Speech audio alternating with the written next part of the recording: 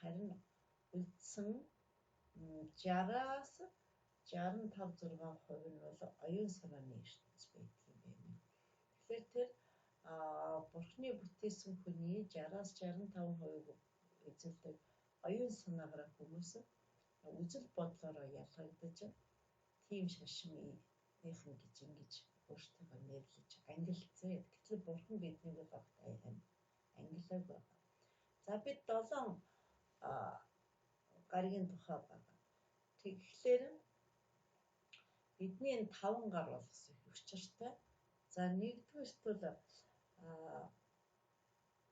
нэгдүгээрт эрхийн хураг угаарлсан байгаа. За эрхийн хураг ямар учиртай юм бэ гэхээр эрхийн хураг бол за нэгдүгээрт энэ эрхийн хураг өндөрт өргөцтэй залбирлага. Тэгэхээр бид ямар ч шашинныхан байсан Бурхан минь л гэдэг.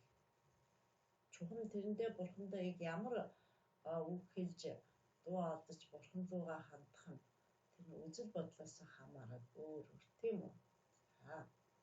За тэгвэл нэгдүгээрт яг бид эхний хичээлээр юу үзэж байгаа вэ гэхээр эзний заасан зарчмын дагуу бид залбирч сурах хэрэгтэй.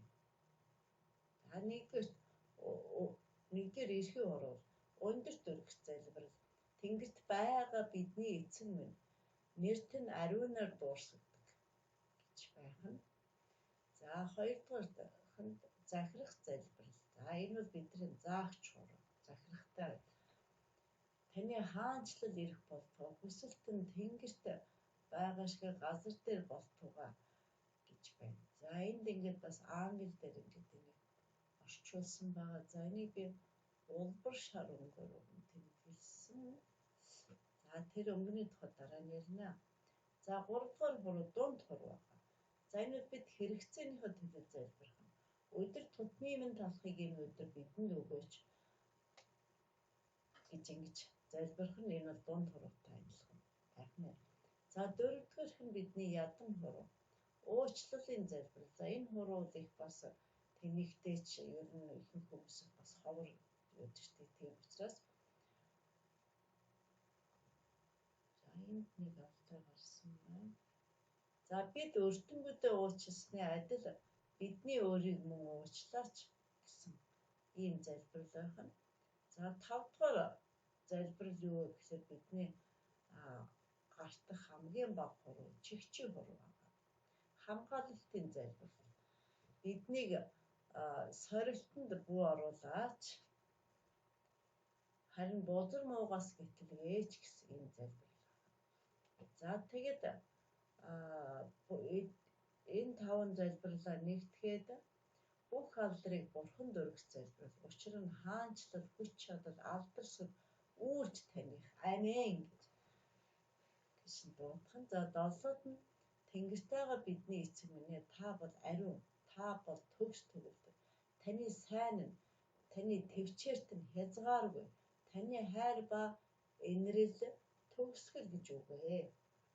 За ийм залбирал хийх нэ. За тэгээ ертөнцийн бүх зүйлсийн зүй тогтол нэгэн ижил байдаг. За тэгвэл энд энэ 7 залбирлыг улаан, энийг улбар шар гэж ойлгоорой, компьютер дээр мань олдсонгүй. Улаан, улбар шар, тэгээд ногоон, цэнхэр, хөөх, ягаан. За энэ бол солонгийн 7 өнгө. Солонгийн 7 өнгө чинь өнгөний дарааллыг үндсэн байгалийн өнгөний үндсэн дарааллыг илэрхийлж өгдөг. За энийг одоо аксессуар зүйлдэл ингээд өнгөний уусгал гэж үүдэг. Тэгэхээр энэ 7 өнгө чинь солонгийг бүтээдэг байх нэ. За тэгвэл солонгийн 7 өнгө чинь ингээд эндээс нь байгалийн гэрэл, нарны гэрэл гэж чинь ингээд гурвалжин призм дээр тусахад тэр маань 7 өнгийн дан өнгийн гэрлүүд бол задардаг. За тэгээд энэ урд, замаар, шагдар, ноёны цэрэг энэ донд энэ хатарч явна гэсэн юм яа. За тэгвэл энэ дараалалтай, зүй тогтол дараалалтай. Тэгээд 7 өнг байдаг, 7 гариг байдаг. тийм ээ. За гэтэл монголчууд 7-ыг дордохын 7-гийн тоо гэж. Гэтэл энэ 7-гийн тоо бидний бүтээгч Бурхны хувьд бол агуу чухал тоо байх нь. За дараа нь тэгээд энэ янз бүрийн энергийн тухай үзлүүдэд чакраны тухай 7 хүртдэг гэж. Тэгэхээр энэ 7 хүрдэнд эдгээр ингэ харгалзаж байна шүү дээ. За эндээс хамгийн их энергитэй дан үнгийн гэрэлтэн нийл ягам. Тэгэхээр энэ маань бидний толгой тус газар байна гэдэг чинь нөгөө хүний бие нэг бүтэн байгаа түүний 60-аас 65% нь оюун санааны ертөнцийн төрөлж жинхэнэ хүн төрхийг болсон байдаг байна. За тэгээд энэ 7 гариг байдаг, 7 өнгө байдаг. Бүхэл зүйлсийн зүй тогтолт байдаг. За тэгээд 7 өнгөний Монгол нэршлиг юу гэдэг юм бэ нөгөө улаан өнгийг одоо юутай зэждэг юм бэ нөгөө шуунх улаан буудаг гэж ярьдаг шүү дээ. За улбар шар өнгийг хонд гэсэн үгээр хэлэх нь ингээд хэлэхлээр бүхэл зүйлсийн зүй тогтолт цаана нэг л зангилаатай байгаа.